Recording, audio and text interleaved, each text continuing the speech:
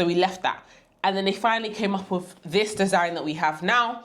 And I told them, please, once again, please make sure there is no cleavage. So I actually edited the sketch picture to make sure that, to emphasize that there was no chest area showing. So why is it so important to you personally that cleavage wasn't shown? Because I believe, as a child of God, I believe in modesty. I believe in presenting myself to the best of my ability, and one of the ways that I believe I should do that is through making sure that I am covered in areas that doesn't need to be shown off, and that is basically sacred areas that my husband should be seeing.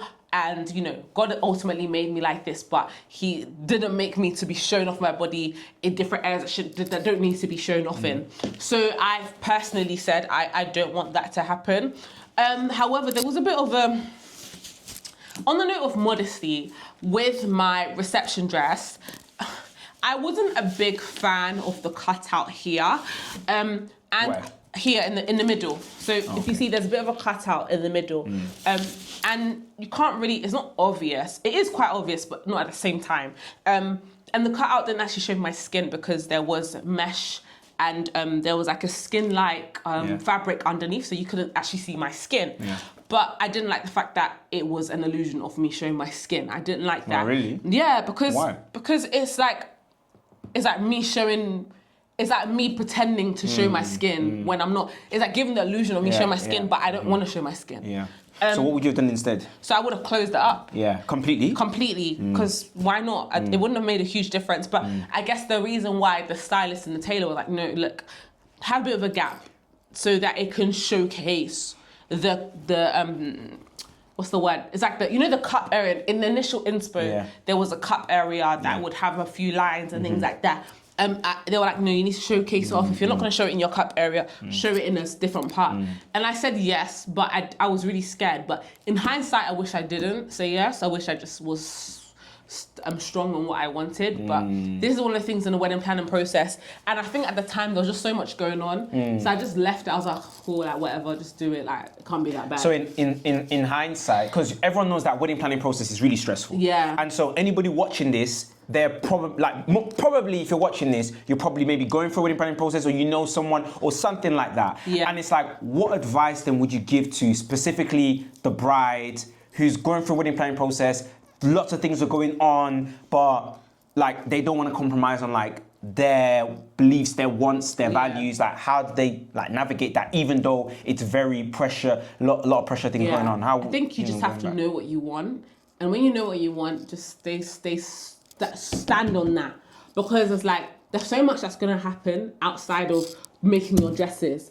But as a bride, as someone that wants the best for your day, wants the best, like you want to look back and really be happy and really be grateful that you made these decisions. You have to be strong on your decisions, because there are going to be people in the wedding planning process. For instance, my tailor was so what's the word? Like they were so adamant, the word is adamant, they were so adamant that I had this cutout in my dress, even though I didn't really want it. But at the same time, I was like, oh no, they're the tailor, they should know best. But no, like if you know deep down you don't want it, don't have it, because you don't want to look back and think, oh, why did I let that happen? Which I'm looking back for this part, this dress. Even though it was my favorite dress, this part does let me down a little bit, because I was like, oh, if I just said no, it would have been completely fine. And I just want to add on to that point just before I forget, because I had a similar kind of experience. I had an experience, but I'll explain. So, the tailor in one of my outfits, in this outfit, and the green outfit as well, my green Congolese outfit, which we'll get into, he made a couple, like I said, I wanted liputa in other areas. So the Congolese kind of fabric, I wanted in other areas. But he was like, no, don't do that. It's not going to look good. But the difference between like what I've said and what you said is, because someone might be like, oh, but if my tailor gives a suggestion, when should I follow it, or when should I not follow it? Yeah. And I think the difference is you shouldn't follow it when it goes against your values and your beliefs, because that's who you are at the root level. But when it's stylistic, go for the tailor's opinion if they've really said it looks better. Because there was actually a couple of times where I went for the tailor's opinion and it was right. And so when it comes to beliefs, don't go for it. Comes to beliefs, values, don't compromise. Anything else that comes to style, fine.